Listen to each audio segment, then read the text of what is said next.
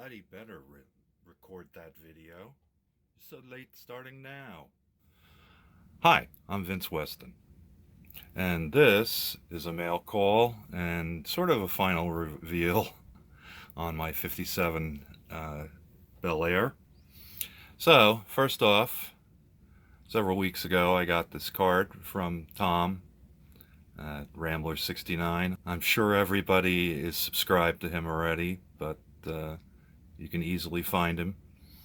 It's some nice kind words on the back, and yes, I do appreciate getting the new card. Glad to see Jack is still on the card. The old one I have, it was all Jack. So, anyway, then the next thing I got, again, several weeks ago, was my mug from Papa Dan, and he even included a sticker of his own merch there. So that'll be put in a place of honor also. And now you can see the end of my 57 Chevy. Actually, it was a fun build. I mean, being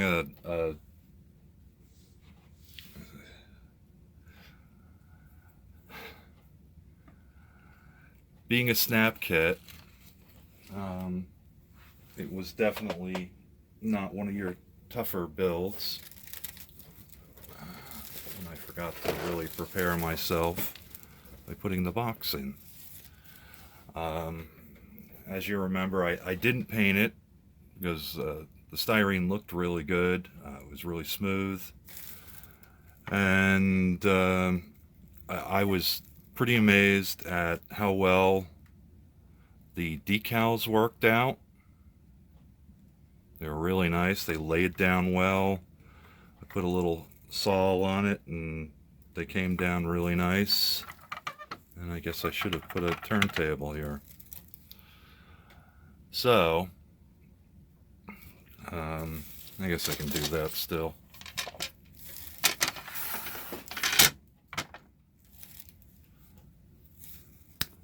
Take two. Okay. So here's the final on my 57 Belair. It was a pretty easy build. Of course, being a snap kit. Snap Tight Max, as Revell liked to call it. The decals worked out really well. They laid down very nice. There, and of course the Chevy on the front. I did have to hand paint the grill piece, and I did get the gold on there and cleaned it up a little more, so that came out well. The only real issue I had was self-inflicted, and that was laying down the future. I did a silly thing where I actually cleaned it with Novus 1, and that kind of gave future a little bit of freakiness as to sitting down. So I went to put on a second coat, and it didn't come out as smooth as the first coat did. Mostly on the roof, the hood, center, and the back, but I added a couple of coats and everything seems okay. I mean, it's no show winner by any chance of the imagination, but it'll look decent on the shelf. The additional thing is, of course, my fuzzy dice, which I'm jiggling intentionally. And again, you can see the grill here. And by the way, I did not shave down the raised pieces underneath the decals, and they snuggled down pretty well on their own once I got them aligned. So I'm pretty happy with that. Overall, like I said, it was a really good kit. My only real letdown is that these are the only wheels you get with the kit. I would have liked to have had, more traditional wheels, but it is what it is. Okay? So that's my story, and I'm sticking to it. The next thing I'm going to do is start on Deep Junk's shop truck group build.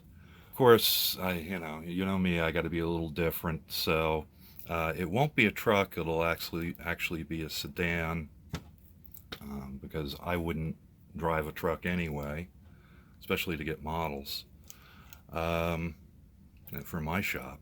But it'll be a bit different. Oddly enough, it was a build I was going to start in January, but of course most of the group builds in the early part of the year snuck up on me, and I didn't really get it started. Now I'm going to take the opportunity to really work on it and do it in earnest. So that'll be coming up shortly, hopefully. All right, so I'll talk to you later. Thanks for watching. Bye-bye. Thank you for watching Vincent Weston. Models Foam the Dungeon.